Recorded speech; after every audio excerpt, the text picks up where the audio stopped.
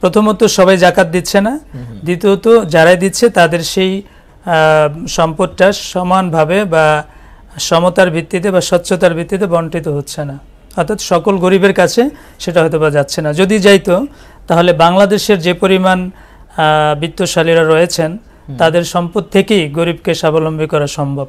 দেশের number 1 trading app Nifty ফার্স্টে পাচ্ছেন ট্রেডিং এর সব সুবিধা, dual exchange access, company analysis, portfolio তৈরি করা সহ আরও অনেক ইউনিক ফিচারের সাথে ট্রেড করতে ডাউনলোড করুন এক্ষুনি। আচ্ছা শেখ, আপনি বৈষম্য দূরীকরণ কিংবা যদি বলা হয় যে সামাজিক জীবনোপকরণের মান উন্নয়ন করা, সেক্ষেত্রে এই দুইটি জিনিসের মধ্যে কোনটিকে প্রেফার করবেন? কোনটা বেশি গুরুত্বপূর্ণ, বৈষম্য দূরীকরণ নাকি আমাদের সকলের জীবনমান উন্নত করা? একটার সাথে আরেকটার সম্পর্ক আছে আমার কাছে মনে হয়। যদি বৈষম্য দূর না হয় তাহলে সামাজিক মান উন্নয়নও সম্ভব না। তো দুটাই গুরুত্বপূর্ণ। তো এই দুটার ক্ষেত্রে ইসলাম গুরুত্ব দিয়েছে। ব্যক্তিগত পর্যায়ে যেরকম বৈষম্যের সুযোগ নেই, তদ্রূপ সামাজিকভাবেও বৈষম্য করার সুযোগ নেই। এ কারণে সামাজিক বৈষম্য দূর করার জন্য, অর্থনৈতিক বৈষম্য দূর করার জন্য, বিভিন্ন ক্ষেত্রে বৈষম্য দূর করার জন্য ইসলামের বিধান রয়েছে। আমরা লক্ষ্য করলে দেখি যে ইসলামের প্রত্যেকটা বিধানই এই বৈষম্য দূর করার ক্ষেত্রে কার্যকর ভূমিকা পালন করছে। যেমন ধরুন, ইসলামের সবচেয়ে বড় বিধান সালাত।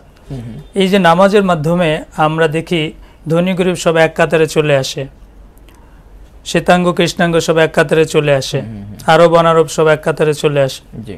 তদ্রূপ সিয়ামের মাধ্যমে আমরা গরিব দুঃখীর কষ্ট অনুধাবন করার একটা সুযোগ পাই।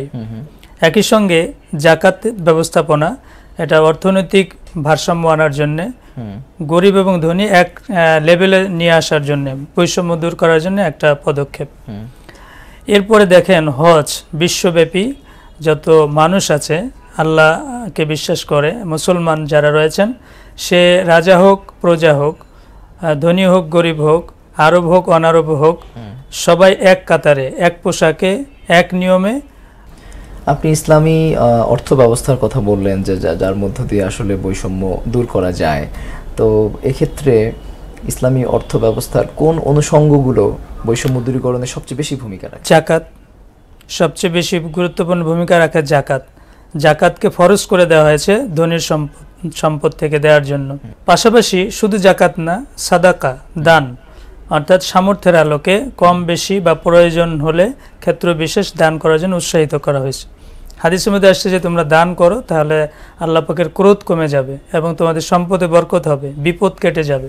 কিন্তু বাংলাদেশের মানুষ তো আসলে জাকাত প্রতি বছরই দিচ্ছে, কিন্তু আমাদের দারিদ্র্যের হার তো কমছে না। আমরা সবাই দিচ্ছে না, এবং দেওয়ার যেটা পদ্ধতি বন্টনের ক্ষেত্রে হয়তো বা সেই মানে সততা বা স্বচ্ছতা সেভাবে হয়তো বা হচ্ছে না।